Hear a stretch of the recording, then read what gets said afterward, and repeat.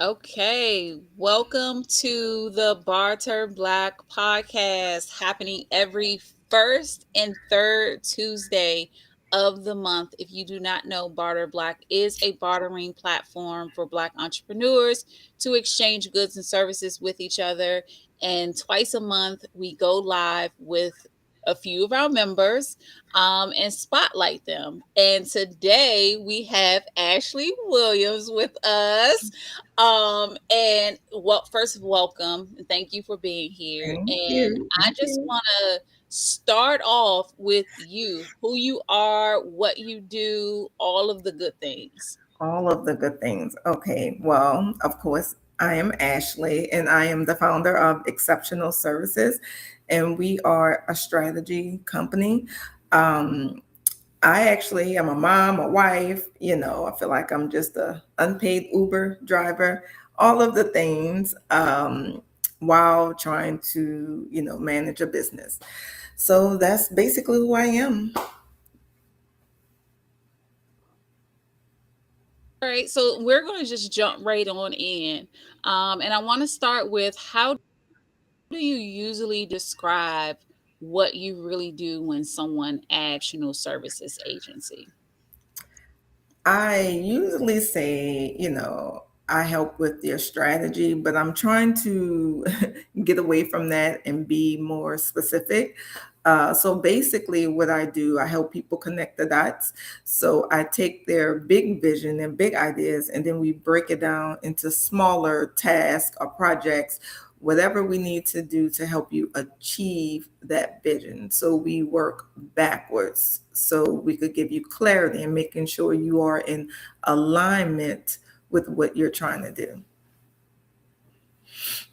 And who would you say your customer is? Who do you work with? Oh, I work with service-based customers, creatives like photographers, videographers, and I love working with people in tech.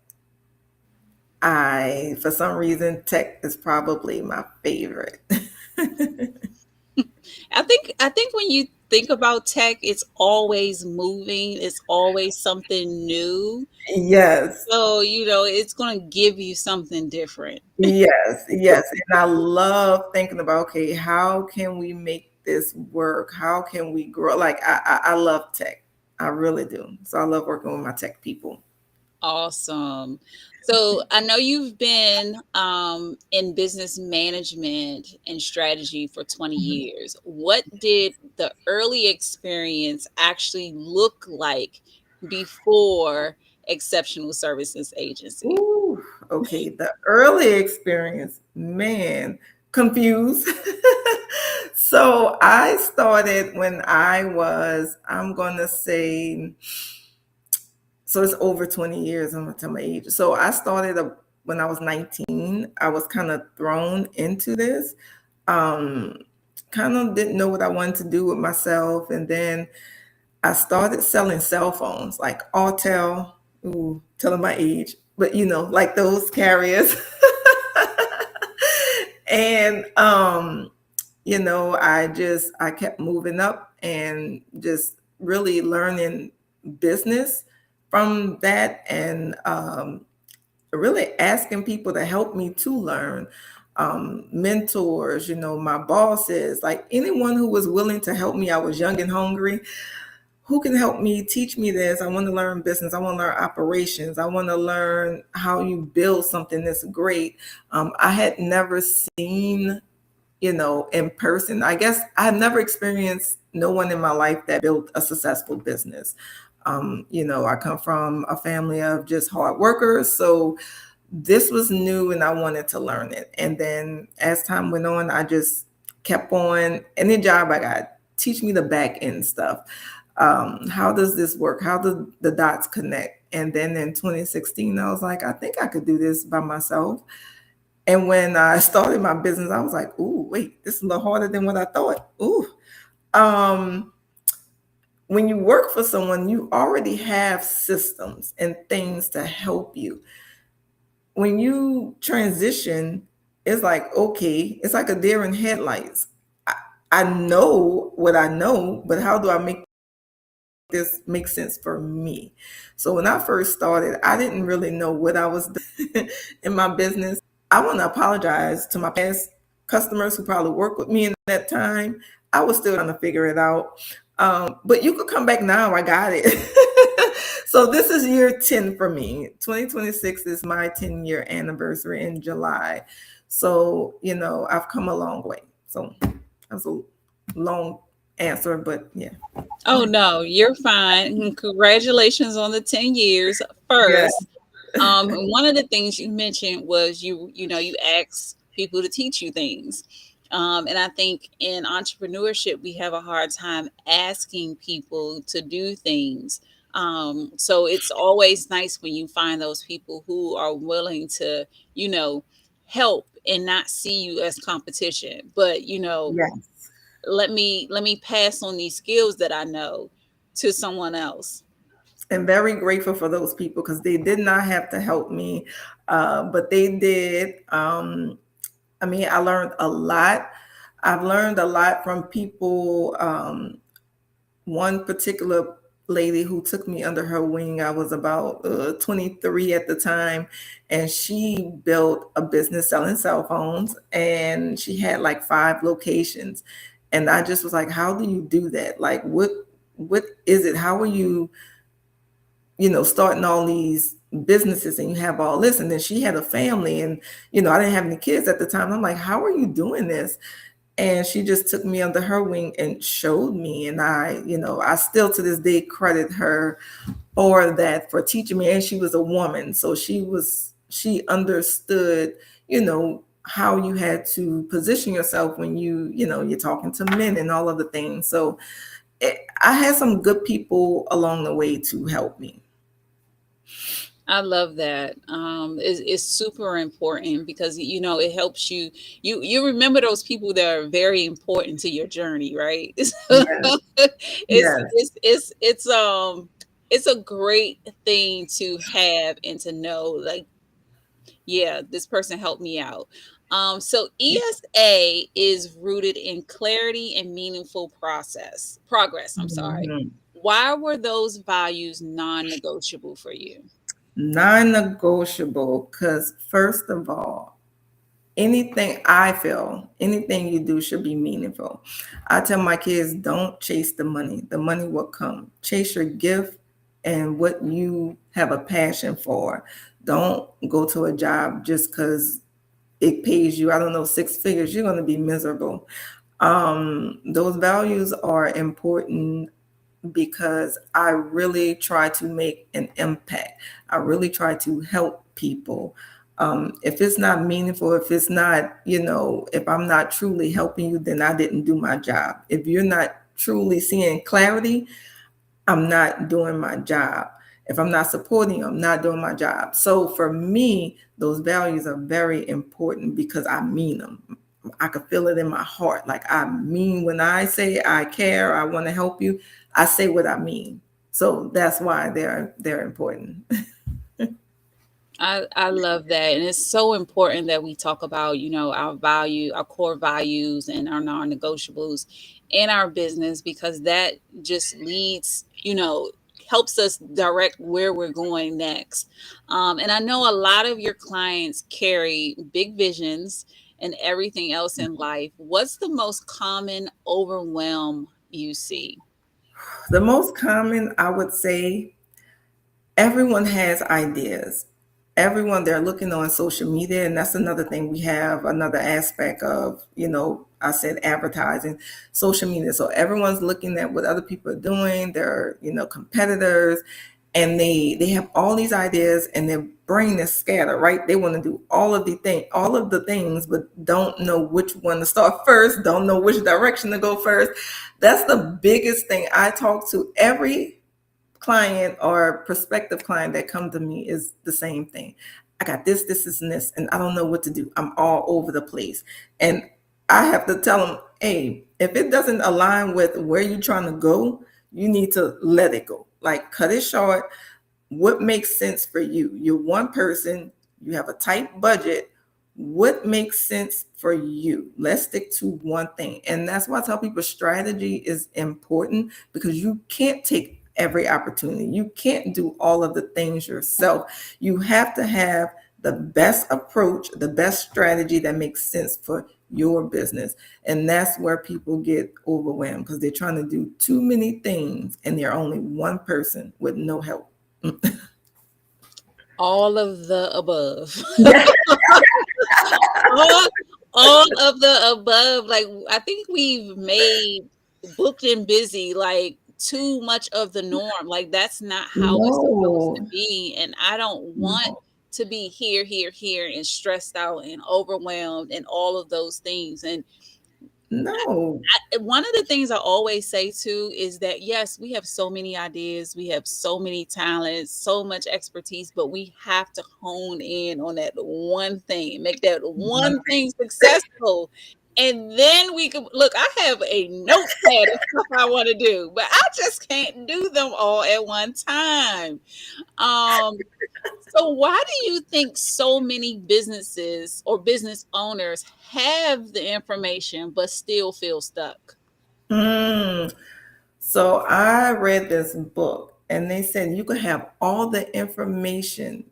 You can have all the information in your head, but if you don't know what to do with it, it is useless. Okay. So I feel like, especially like Black women, we're the most educated with multiple degrees. I run across so many smart, brilliant, genius Black women in a day. I just want to go in the corner and cry, because sometimes I'm like, why why are you stuck? But I think it's because you have so much going on, and sometimes we don't want to ask for help all the time. We always assume that, and this is me too, I'm talking to me.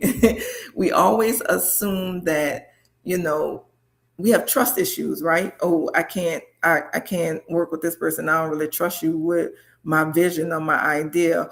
Or I I don't have the funds, or I can't, whatever the reason may be. And it's simply in working with you taught me that all you have to do is ask. The worst a person could say is no. All you have to do is ask. And if they say no, just move on, because there are so many people out here that's willing to help you. I remember last night, maybe I can't remember, but I sent the email out saying 3 ways, if your budget is tight, that you could still grow. One was barter.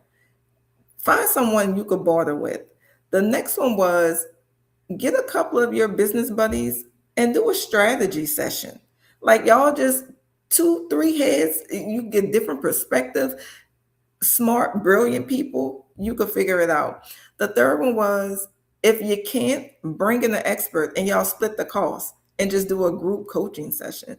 Like, those are little things that I feel like we don't think about that we could do to grow our business. And we could also have, that's our network, right? That's who we go to when we need help. Like, if I need something, I don't mind saying, hey, Nicole, do you know anybody that does this? Our network should be the first place we look to. Okay. That was a long-winded That answer. that was what the little kids do. That was Oh, I can't. that was me. My daughter hates it too. She's like, Mom, you're too old. Clock it. We be thinking we still young, trying to do. Oh Oh, my goodness, that was really, really good advice. thank you. Because we don't lack the talent. We have the information. We just need the resources and the strategy and the structure. So I appreciate you sharing that. What's one myth about productivity or strategy that you wish entrepreneurs would let go of? I'm busy. Oh, my calendar is full. Full of what? What you doing? Busy work and not getting nowhere. What are we doing here? And sometimes I talk to them like I'm their friend, because sometimes some people need to hear it this way. What are you doing? So you busy doing work you're not going anywhere. You're not making an impact. So I tell people, focus on what's driving revenue. Focus on what's making an impact in your business. Those other little tasks, you could go hire a VA that's really cheap on Fiverr, wherever, or Barter Black, and you could get somebody to do those. Okay, clock it. But you need to focus on what drives revenue, growth, and impact. Those are the things you should be focusing on, not on just busy work. I call it just busy work because you're doing too much and you're really not doing nothing. So that is one myth. Like people say, "Oh, I'm so busy." Busy doing what though? Like, is it making an impact? And if the answer is no, move on. Is it something you're doing that is getting you closer to your vision? If it's not, move on to something that matters. The little stuff, Mhm. delegate that. Delegate that. I mean, actually, you talking to me tonight, girl. You speaking to my heart. This is what I love. This is what I love. Oh my goodness. So let's move on to strategy on demand. Who is that built for?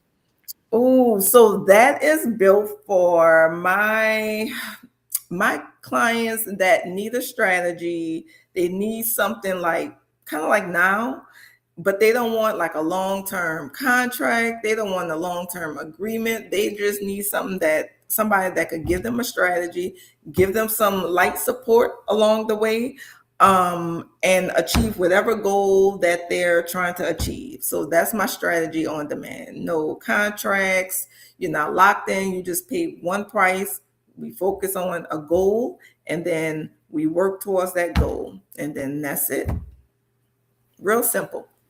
I love that because one thing I know, especially working with entrepreneurs, is we're up and down with sales and revenue All the consistently. time. Like it is consistently inconsistent. So it's important for us to have these resources where we can say, hey, I need help right now. Can you help me? If I can continue, yes. If I cannot, because we get stuck, with the hiring piece and Yes, not being able to afford it. And I have been there me too. recently. So I definitely know how important it is to have that flexibility. So I love the flexibility that you have with strategy on demand. Yeah. So how do you help someone move from scattered ideas to a clear, doable plan without overwhelming them more? Well, what I basically do, first of all, I tell them what one goal you're trying to achieve. Don't give me 10 goals and what you want to do. Right now, in this moment, what is something that you are working towards? So we start there and then we build on that. I look at, okay, what are you currently doing? And most of the time they're doing stuff that don't even relate to what they're trying to achieve. So we just scale it back. I say, okay, come back. Let's come back to earth. Let's really think about this. And then we just develop a plan to help them get from point A to point B. And we just give them some aha moments, some clarity moments that make sense. And the number one thing though, I realize with entrepreneurs is that they'll start off with the momentum. Like after I work with them, they're like, yeah, I got it. And then the momentum kind of slow because they feel like they're not going anywhere. But what they don't realize, you have to be patient. Nothing is happening overnight. Sometimes you got to do the same thing over and over. Sometimes in the middle of the strategy, we may have to pivot. That's a part of strategy. If you look at corporations, they start out with a strategy, but then the world happens. So now we have to pivot. And I do try to do when I work with people, it's called a PESTLE. It's PESTLE. Y'all could go, it's the acronym, but it allows us to create a contingency plan based on like what could happen in the world, right? So let's say, for example, I don't know, the government shut down. What's a contingency plan we could do so you could still sustain, so you could still make money? So that is one thing I do with entrepreneurs because A lot of people don't do that. They don't have a contingency plan. Corporations don't have it. They teach it. Like they'll have an outside consultant come and teach it to them, but they don't implement it. They forget that they have a contingency plan. So that's a part of my job too. Just, hey, if this happened, you need to do this. So it kind of like you don't get stuck and you like, oh my God, I'm not making any money. But yeah, that's kind of what we do with the strategy on demand as well. So, two things you said. First of all, I've never heard anyone talk about a contingent. First time I heard it was in a cohort that I did last year. They had us come up with, so I love that you do this. They had us come Mhm. up with, I think, 3 to 5 reasons why our business would not survive, or why it wouldn't grow, and then come up with the contingency plan to make sure that we mitigate it before it even happens. So Yep. the fact that you are making sure that business owners do think about this, because we're just thinking about, oh, the fancy website, all those things, oh, we're about to The make money sales, coming in. and then something happens, like the pandemic happened. Like, none of us expected that. So Nope. I love that you said that. And then the other thing that you said was that it doesn't happen overnight. And Mhm. unfortunately, we have these social media gurus that saying you can do this in 7 days. And I hate it. what That is not how that works. We live I in the made this in 30 days. And like, but what are they not telling Absolutely. us, Ashley?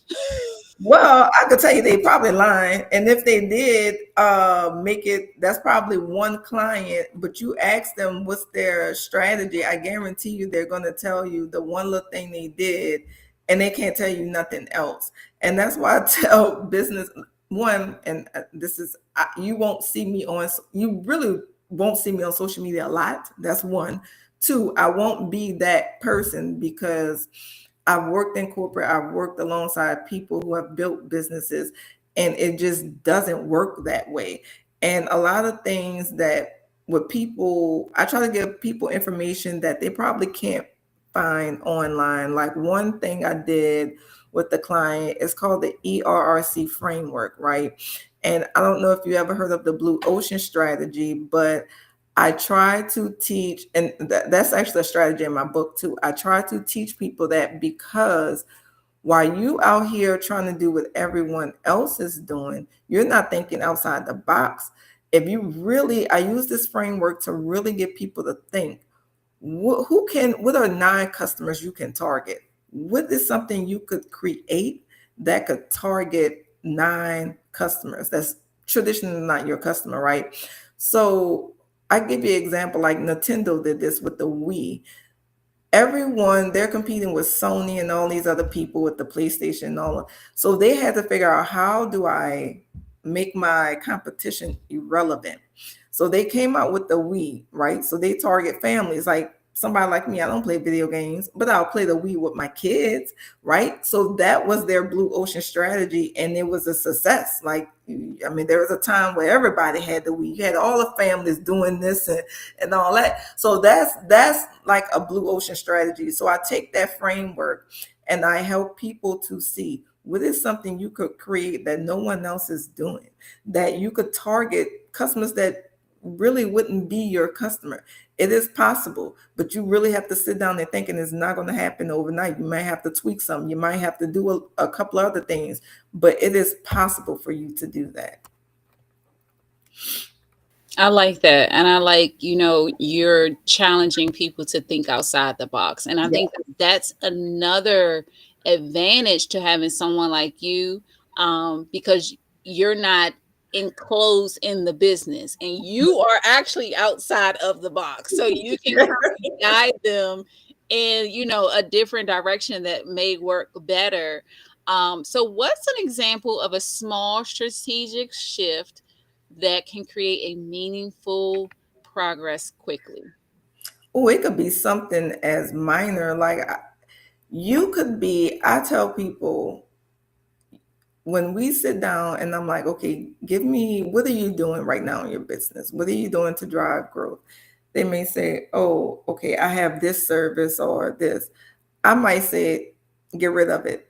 Now, they don't always agree with me, but I'm saying that because it's not making an impact. And that smaller thing that you remove and then put something else there that can make an impact, that's a small shift in you moving in the right direction.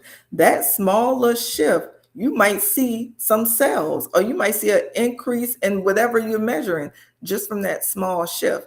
So those are the little things I'm talking about. Like any little thing in your business that doesn't make sense for you to be doing or for the service to be there, I may come in and say, nah, we're not doing this anymore. You need to scrap that because it's not making sense. Yeah, I like that. So let's talk about the art of business strategy, the book. Tell us about it. Tell us where we can get it and all the Yes. good things. So first of all, you can get it on Amazon or Kindle. I'm excited about that. This book started out as a PDF. Okay. I was trying to think of, okay, what do business owners need? What can I give them that could really help them, especially people on a tight budget, right? What can I give them that they could, follow along that's not too technical, because most time you want to get straight to the point. You don't want all the big words. So I'm like, okay, let me do this PDF. So I'm looking at the PDF. I'm like, but wait, if they do this, then they need to know this. So I went down this rabbit hole. So I'm looking at notes that I've taken over the years, like notes, girl, I found in a binder, like from 15 years ago, right? I said, oh, wow, this is a lot of information. So, girl, I took all of that, all of them notes, structured it, and I'm like, it turned into a book. So I've gotten feedback off the book because I've never written a book before. So I'm like, okay, does this make sense? Because in my brain, it makes sense because I understand it. But when people started to read it, they was like, I felt like I could create people that wasn't even entrepreneurs, like worked in corporate. They were like, I think I could create a business from this book.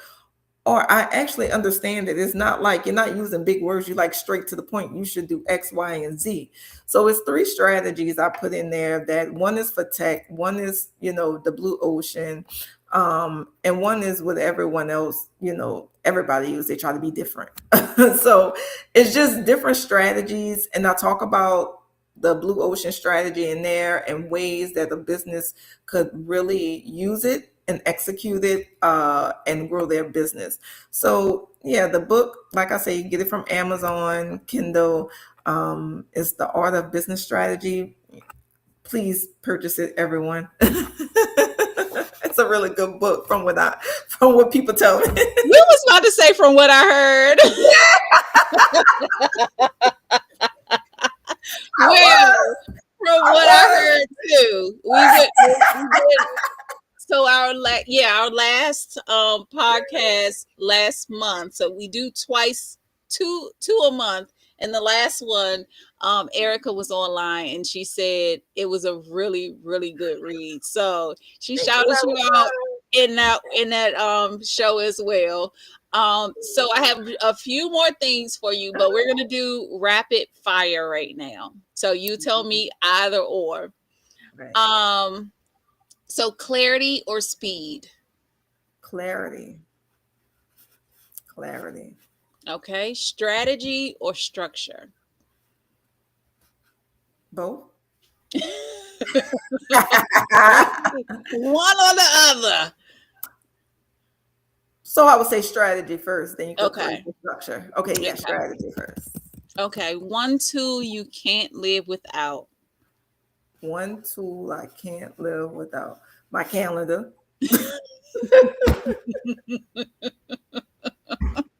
All of that.